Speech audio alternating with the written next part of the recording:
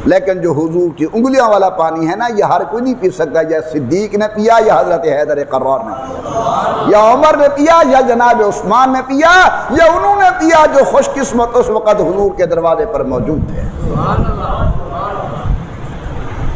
ایک صاحب مجھے فرمانے لگے، مولانا زمزم کا پانی بڑا عجیب ہے، 3 سال پڑا رہے تبدیل نہیں ہوتا، رنگ نہیں بدلتا، ذائقہ نہیں بدلتا، بو نہیں بدلتی. میں نے کہا بالکل ٹھیک ہے، تو 3 سال کہتا ہے، میں کہتا ہوں 5 سال 10 سال پڑا رہے، نہ رنگ بدلتا ہے، نہ ذائقہ بدلتا ہے، نہ بو بدلتی ہے. اور جن نے حضور کی انگلیوں والا پانی پیا نا، 1450 سال گزر گئے، جاؤ حضور کے روضے پر، نہ رنگ بدلا ہے، نہ سنگ بدلا ہے، نہ تعلق بدلا ہے، نہ جوڑ. حضور اکرم نے فرمایا ہاکذا نبعث یوم القیامہ، قیامت کے دن میں ایسے اٹھوں گا کہ ایک ہاتھ ابو بکر کے ہاتھ میں ہوگا، دوسرا فاروق اعظم کے ہاتھ کے اندر ہوگا. حضرت سیدنا ابراہیم علیہ السلام اپنی اہلیہ محترمہ کو اور حضرت سیدنا اسماعیل علیہ السلام کو کعبہ شریف چھوڑ کر گئے. وہاں ایک قبیلہ آباد ہوا، بنی جرہم کے لوگ، جرہم قبیلے کے لوگ وہاں آباد ہوئے. ان کی شادی ہو گئی اس قبیلے میں. کس کی؟ سیدنا اسماعیل علیہ السلام کی. وقتاً فوقتاً ابراہیم علیہ السلام چکر لگاتے رہتے تھے. اس کا مطلب یہ ہوا کہ اولاد کو برسر روزگار کر دینے کے بعد بھی والد کی ذمہ داری ہے کہ اولاد کی نگرانی کرتا رہے. بات سمجھ آ رہی ہے؟ اولاد بڑی ہو گئی، آپ نے اس کی شادی کر دی، اس کو مکان دے دیا، الگ کر دیا، لیکن والد کی پھر بھی ذمہ داری ہے کہ وقتاً فوقتاً جاؤ، ان کی نگرانی کرو، دیکھ بھال کرو. آئے حضرت سیدنا ابراہیم علیہ السلام، قدرتاً حضرت اسماعیل گھر میں نہیں تھے. دیکھا ایک خاتون بیٹھی ہوئی ہیں. کون ہو؟ اسماعیل کی بیوی ہوں علیہ السلام. کیسا گزر اوقات ہے؟ بڑے تنگ ہیں. کھانا پینا کیسا ہے؟ بڑی تنگی کی حالت ہے. کہاں گئے حضرت کے متعلق پوچھا، اسماعیل کہاں ہیں؟ باہر گئے ہوئے ہیں. فرمایا اچھا، جس وقت وہ واپس آئے نا، ان کو کہنا کہ ایک بزرگ آئے تھے اور وہ کہہ رہے تھے چوکھٹ بدل دو. جب اسماعیل علیہ السلام واپس آئے تو یقیناً جہاں اللہ والے کے قدم پڑے وہاں انوارات ہوتے ہیں، اور جہاں ابراہیم اللہ کے نبی کے قدم پڑے ہیں وہاں کتنے برکات ہوں گے. ان برکات کو نگاہ اسماعیل نے دیکھا اور پوچھنے لگے کوئی آیا تھا؟ جی ایک بابا جی آئے تھے. کچھ فرماتے تھے؟ جی انہوں نے ایسے پوچھا تھا گزر اوقات کیسا ہے. میں نے کہا بہت پریشان ہے. تو پھر انہیں فرمایا تھا چوکھٹ بدل دینا. اچھا اچھا. فرمایا وہ میرے بابا تھے ابراہیم علیہ السلام، تو نے ناشکری کی ہے، وہ مجھے حکم دے گئے ہیں کہ اسے طلاق دے دو، بیوی کو فارغ کر دو. حضرات علماء مفسرین لکھتے ہیں اور شادی ہوئی، عرصے کے بعد پھر تشریف لے آئے جناب ابراہیم علیہ السلام. خاتون بیٹھی ہیں، علیک سلیک خیریت معلوم کی. فرمایا سناؤ اسماعیل کہاں ہیں؟ باہر گئے ہوئے ہیں. گزر اوقات کیسے؟ الحمدللہ، پینے کے لیے پانی موجود ہے، شکار کراتے ہیں، گوشت کھاتے ہیں، مزے کی زندگی گزر رہی ہے. آپ نے دعا فرمائی اللہ برکت عطا فرمائے.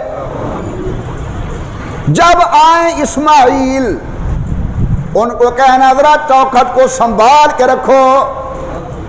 آئے حضرت جناب اسماعیل علیہ السلام، انوارات نبوت کو دیکھا. فرمایا کوئی آیا تھا؟ جی بابا جی آئے تھے. کوئی کلام تکلم؟ جی انہوں نے پوچھا تھا معاش کے متعلق. میں نے کہا الحمدللہ بڑے خوش ہیں.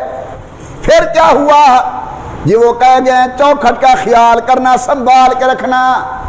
فرمایا یہ میرے ابا جان تھے، نصیحت کر گئے کہ یہ تیری بیوی نیک ہے، اس کا خیال کرنا۔ یہاں سے معلوم ہوا کہ بیوی کو شاکرہ ہونا چاہیے، شکر ادا کرنے والا ہونا چاہیے۔ روٹی مل گئی الحمدللہ، سالن جو مقدر ہے مل گیا الحمدللہ۔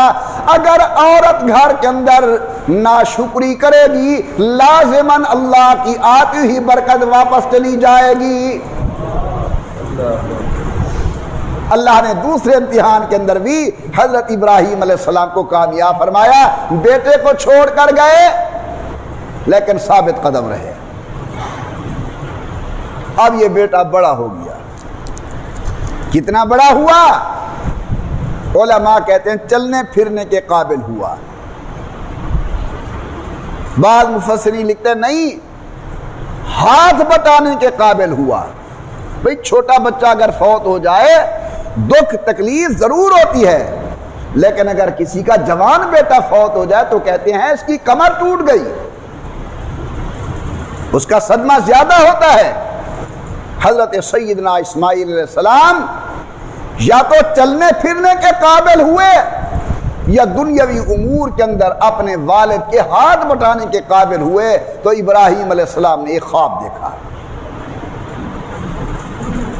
پروردگار عالم نے وہ واقعہ قرآن کریم کے اندر نقل فرمایا، ارشاد فرمایا۔ اللہ فرماتے ہیں فَلَمَّا بَلَغَ مَعَهُ السَّعْيُ، جب جناب اسماعیل علیہ السلام اپنے والد گرامی قدر کے ہاتھ بٹانے کے قابل ہوئے، ابراہیم علیہ السلام نے خواب دیکھا اور وہ خواب اپنے بچے کو سنوایا۔ پوچھتے ہیں یا بنیا انی ارا فی المنام انی اذبحک فانظر ماذا تری، بیٹا جی میں نے خواب دیکھا ہے، میرے ہاتھ میں چھری ہے، میں اپنے ہاتھ سے آپ کی گردن کو کاٹ رہا ہوں، فانظر ماذا تری، بتائیے آپ کا کیا خیال ہے۔ حیا والے بیٹے کا جواب سنیں، فوراً عرض کرتے ابا جان افعل ما تؤمر، وہ کام کر گزریں جو اللہ نے آپ کو حکم دیا۔ بیٹا تو کیا کرے گا؟ ہاتھ میرا ہوگا، گردن تیری ہوگی، چھری کاٹ رہی ہوگی، تیرا کیا حال ہوگا؟ کہتا ابا جان سب کچھ ہے تو اللہ کے قبضہ قدرت کے اندر، لیکن ستجدنی انشاءاللہ من الصابرین، انشاءاللہ میں صبر کروں گا، بے صبری نہیں کروں گا۔ علماء نے بڑی عجیب بات لکھی ہے کہ جب ابراہیم علیہ السلام نے خواب دیکھا اور اس پر عمل کرنا تھا، کیونکہ نبی کا خواب وحی ہوتی ہے، پیغمبر کا خواب ہمارے خواب کی طرح نہیں ہے، ہمارا خواب جھوٹا، معدہ خراب ہے، بخارات اٹھ رہے ہیں، رات کو ہم دیکھ رہے ہیں، دماغ کی کمزوری، دن کو سوچا رات کو وہی کوئی دیکھ رہے ہیں، لیکن اللہ کے پیغمبر جاگتے ہوں تو بھی دل کا کنیکشن اللہ کے ساتھ ہوتا ہے، نبی سوئے ہوئے ہوں تو بھی دل کا تعلق اللہ کے ساتھ ہوتا ہے، نبی کے دل کے اوپر شیطان اثر نہیں کرتا، نبی کا خواب سچا ہوتا ہے۔ جب خواب سچا تھا اور عمل کرنا تھا حضرت سیدنا ابراہیم علیہ السلام نے، تو بیٹے سے پوچھتے کیوں ہیں فانظر ماذا تری، آپ کا کیا خیال ہے؟ یہ پوچھتے کیوں ہیں؟ اللہ بڑوں کی قبروں کو منور فرمائے، ایک ایک چیز کھول کے ہمارے لیے بیان فرما گئے۔ کہتے پوچھا اس لیے کہ اپنی گود کی تربیت کا امتحان لینا چاہتے تھے کہ میری گود کے اندر جو پلا ہے ذرا دیکھوں کیا نظریہ ہے بیٹے کا۔ الحمدللہ بیٹا کامیاب ہوا، جو منشا ابراہیم کی تھی وہی زبان پر حضرت اسماعیل کی آئی۔ بعض علماء نے لکھا ہے کہ حضرت ابراہیم علیہ السلام نے ذبح تو کرنا ہی تھا، لیکن بیٹے سے ہاں کروا کے اسے بھی ثواب کے اندر شریک کر دیا کہ یہ کوئی مجبوری کا سودا نہیں ہے، یہ سودا کس کا ہے؟ رضا کا سودا ہے۔ پروردگار عالم نے فرمایا فلما بلغ معه السعي، جب بیٹا بڑا ہوا، ہاتھ بٹانے کے قابل ہوا، سوال کرتے ہیں یا بنی انی ارا فی المنام انی اذبحک، بیٹا جی میں نے رات خواب میں دیکھا ہے میں آپ کو ذبح کر رہا ہوں۔ غور کرنا، میں نے خواب دیکھا ہے، یہ نہیں کہتے میرے پاس جبرائیل امین آئے ہیں، انی ارا فی المنامی، میں نے خواب دیکھا ہے، فانظر ماذا تری، اب آپ بتائیں آپ کا کیا خیال ہے۔ حاضرین مکرم ذرا غور کرنا، باپ کہتا ہے میں نے خواب دیکھا، بیٹا کہتا ہے افعل ما تؤمر، وہ کام کرو جس کا آپ کو حکم کیا گیا ہے۔ بتانا چاہتے ہیں کہ نبی کا خواب اللہ کی وحی ہوتی ہے، اللہ کا امر ہوتا ہے، نبی کا خواب عام لوگوں جیسا خواب نہیں ہوتا۔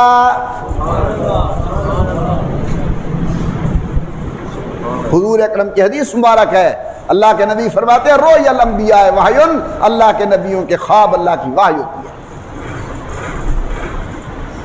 حضور اکرم صلی اللہ علیہ وسلم نے آرام فرمایا، اٹھے، پانی پیش کیا گیا وضو کے لیے، آپ نے فرمایا تنام عینایا ولا ینام قلبی، میری نیند کا اثر میری آنکھوں پر ہوتا ہے، دل بیدار رہتا ہے، نبی کی نیند سے نبی کا وضو نہیں ٹوٹتا۔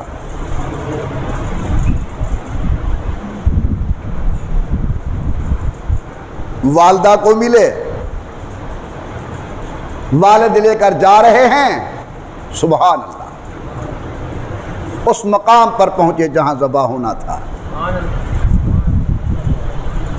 پروردگار عالم فرماتے ہیں یہ باتیں صرف زبانی دعویٰ نہیں کہ وہ کہہ رہے ہوں کہ میں نے دیکھا ذبح کروں، اور وہ کہہ رہے ہیں کہ جناب آپ ذبح کریں۔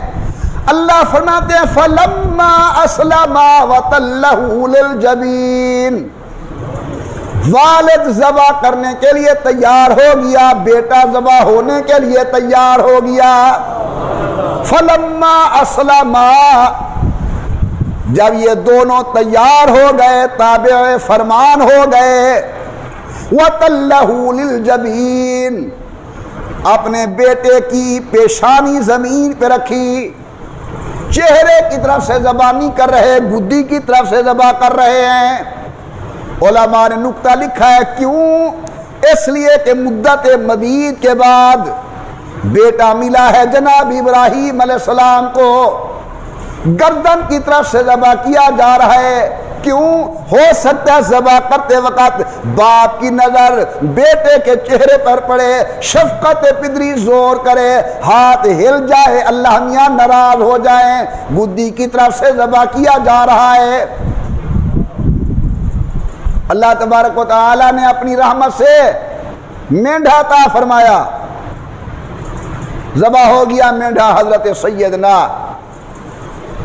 اسماعیل علیہ السلام بچ گئے۔ اللہ تعالیٰ فرماتے ہیں قد صدقت الرؤیا، اے میرا محبوب پیغمبر ابراہیم علیہ السلام، تو نے اپنا خواب سچا کر دکھایا۔ توجہ فرمائیں، نہ خواب میں ذبح شدہ دیکھا بیٹے کو، نقطے پر توجہ کرنا، نہ یہ نہیں دیکھا کہ ذبح ہوئے پڑے ہیں، دیکھا کہ ذبح کر رہا ہوں، جتنا خواب دیکھا اتنا عمل ہو گیا۔ اگر کوئی یہ کہے جناب وہ ذبح کیوں نہیں ہوئے، ذبح شدہ تو دیکھا ہی نہیں حضرت نے، انہوں نے یہ دیکھا کہ میں ذبح کر رہا ہوں، جتنا دیکھا اتنا عمل ہو گیا۔ اللہ فرماتے قد صدقت الرؤیا، تو نے اپنا خواب سچا کر دکھایا۔ فرمایا انا کذالک نجزی المحسنین، الحمدللہ آ رہی ہے عید، ہر صاحب حیثیت پر فرض ہے، واجب ہے، وہ اپنی جانب سے ایک بکرا چھوٹا جانور ایک آدمی کی طرف سے، بڑا جانور 7 آدمیوں کی طرف سے اللہ کے نام پہ قربان کرے گا۔ اچھا یہ ہے ذبح خود اپنے ہاتھ سے کرو۔ اگر ذبح کرنے کا طریقہ نہیں آتا، جب ذبح ہونے لگے تو ساتھ کھڑے ہو جاؤ اور دل کے اندر یہ یقین محکم ہو، اللہ تو نے مال مانگا ہے، مال دے رہے ہیں، اگر تو جان مانگتا تو ہماری جان بھی تیرے نام پہ قربان ہے۔ لن ینال اللہ لحومھا ولا دماؤھا، اللہ تبارک و تعالی کہ ہاں یہ جانور کا خون، اس کا گوشت، اس کا پوست نہیں پہنچتا، وَلَٰكِن يَنَالُهُ التَّقْوَىٰ مِنْكُمْ، اللہ تو دیکھتے ہیں کہ ذبح کرنے والے کے دل کے اندر تقویٰ کتنا ہے۔ اللہ تعالی اخلاص کو دیکھتے ہیں کہ اس کے دل کی کیفیت کیا ہے۔ امام الانبیاء سرکار دو عالم صلی اللہ علیہ وسلم سے صحابہ نے پوچھا، یا رسول اللہ یہ قربانی کیا ہے، کیا حقیقت ہے اس کی؟ میرے آقا نے فرمایا سنت ابیکم ابراہیم، یہ تمہارے ابا سیدنا ابراہیم علیہ السلام کی سنت ہے۔ اور حضرت نے فرمایا کہ اس جانور کی ایک ایک بال کے بدلے کے اندر اللہ تمہیں نیکی عطا فرمائے، بکل شعرۃ حسنۃ، بڑی عظیم نعمت ہے، بڑی عظیم اللہ کی طرف سے عطا ہے۔ اس امت کو کوشش کرو، بخل نہیں کرنا، سنت ابراہیمی پر ہمیں عمل کرنا ہے۔ جانور ذبح کریں اللہ کے راستے کے اندر، اور اس جانور کے اندر شریک کرنا چاہیے غربا اور مساکین کو۔ خود کھاتے ہو بڑی خوشی سے کھاؤ، اپنے امیر رشتہ داروں کو دینا ہے دے سکتے ہو، لیکن اس کے اندر غربا کا خیال کرنا ہے، یہ اللہ کی طرف سے ایک مہمانی ہے، امیر بھی سے کھائیں اور غریب بھی سے کھائیں۔ اللہ تبارک و تعالی آپ کی اور اس عاجز کی ہوئی قربانی اپنی بارگاہ کے اندر منظور و مقبول فرمائے۔ اس ذی الحج کی فضیلت پہلے 10 دنوں کی پچھلے جمعے عرض کر چکا ہوں، ایک دن باقی ہے 9 ذی الحج کا، گزشتہ جمعہ بھی میں نے عرض کیا تھا، اب بھی عرض کرتا ہوں، حضور اکرم نے فرمایا صلی اللہ علیہ وسلم، جو آدمی 9 ذی الحج کا روزہ رکھے گا اللہ تعالیٰ 1 سال پہلے کے گناہ معاف فرما دیں گے، 1 سال بعد کے گناہ معاف فرما دیں گے۔ اور حضور اکرم صلی اللہ علیہ وسلم نے فرمایا جو آدمی عید والی رات عبادت کرے گا قیامت کے دن اس انداز میں اٹھے گا کہ اسے قیامت کی ہولناکیوں کا خوف نہیں ہوگا۔ تو ہمیں چاہیے جتنا زیادہ ہو سکے اچھے اعمال کرنے کی کوشش کریں، جتنا ہو سکے بد عملی کی زندگی سے اپنے آپ کو دور رکھیں۔ اللہ تبارک و تعالی اس عاجز کو آپ سب حضرات کو حضور اکرم کی سچی غلامی نصیب فرمائے، آمین برحمتک یا ارحم الراحمین۔ دعائے خیر بہت سارے دوستوں نے دعائیں ذمہ لگائی ہیں، نماز کے بعد ٹائم مختصر ہوتا ہے، میں اس لیے تقریر سے وقت نکال رہا ہوں۔ الحمدللہ رب العالمین والصلاة والسلام علی سید الانبیاء والمرسلین وعلی آلہ وصحابہ اجمعین۔ اللہم انا نسألک باسمائک الحسنی وصفاتک العلی، یا اللہ یا رحمان یا رحیم یا کریم، یا دافع البلیات، یا کافی المہمات، یا حل المشکلات، یا مفتح الابواب، یا مجیب الداعین، یا غیاث المستغیثین، اغثنا اغثنا یا اللہ۔ اللہ عالم اسلام کی حفاظت فرما، یا اللہ دنیا میں رہنے والے ایک ایک انسان کی حفاظت فرما، یا اللہ حرمین شریفین کی حفاظت فرما۔ اللہ وہ مبارک دن لیا جب ہماری نظر ہو گنبد خضرا کی زیارت ہو، ہماری زبان ہو صلاۃ و سلام ہوں، اللہ وہ وقت لیا ہمارے قدم ہوں، مطاف کعبہ ہو۔ پروردگار عالم حرمین شریفین کی قبولیت والی حاضر نصیب فرما، اللہ وطن عزیز پاکستان کی حفاظت فرما، اللہ ہمارے ملک کو داخلی خارجی فتنوں سے محفوظ فرما، اللہ وطن کو امن سلامتی نصیب فرما، یا اللہ ہمارے ملک کی سرحدوں کی حفاظت فرما، ایٹمی تنصیبات کی حفاظت فرما، افواج پاکستان کی حفاظت فرما، مساجد و مدارس کی حفاظت فرما، خانقاہوں کی حفاظت فرما، سکول کالج یونیورسٹیوں کی حفاظت فرما، وطن میں رہنے والے ایک ایک انسان کی حفاظت فرما۔ اللہ جو مسلمان دنیا سے چلے گئے قبروں کو جنت کا باغ بنا، جو بیمار ہیں شفا نصیب فرما، جو پریشان حال ہیں پریشانی دور فرما، اللہ جو تنگ دست ہیں فراخ دست بنا۔ میرے پیارے اللہ، میرے پیارے اللہ، میرے پیارے اللہ، ہم سب کو حضور کی سچی محبت نصیب فرما، رسول اللہ کی اطاعت نصیب فرما، نبی کریم صلی اللہ علیہ وسلم کے ساتھ عقیدت کا تعلق قائم فرما۔ اللہ ہمیں نمازی بنا، ہماری اولاد کو نمازی بنا، ہمارے اہل خانہ کو نمازی بنا۔ اللہ قرآن کا نور ہمارے گھر کے اندر لیا، ہمارے بچوں کو، ہمیں، ہمارے اہل خانہ کو قرآن کریم کی تلاوت کا ذوق شوق نصیب فرما۔ اے میرے پیارے اللہ، جب آخری وقت ہو خلوص دل کے ساتھ ہماری زبان پر کلمہ طیبہ جاری فرما دے۔ اللہ قبر کا معاملہ آسان فرما، یا اللہ حشر کا معاملہ آسان فرما۔ اے اللہ ہم حساب و کتاب دینے کے قابل نہیں، بغیر حساب کے بہشت نصیب فرما۔ اے دلوں کے رازوں کو جاننے والے اللہ، جو باتیں میں نے عرض کی ہیں یہ بھی قبول فرما، نہیں عرض کر سکا میرے دل کے اندر یا باقی احباب کے دل کے اندر جو نیک دعائیں ہیں اللہ اپنی رحمت سے قبول فرما۔ 1 منٹ کے لیے تمام ساتھی اپنے دل کی طرف متوجہ ہو کر جو تمہاری گزارشات ہے اپنے اللہ کے سامنے پیش کریں۔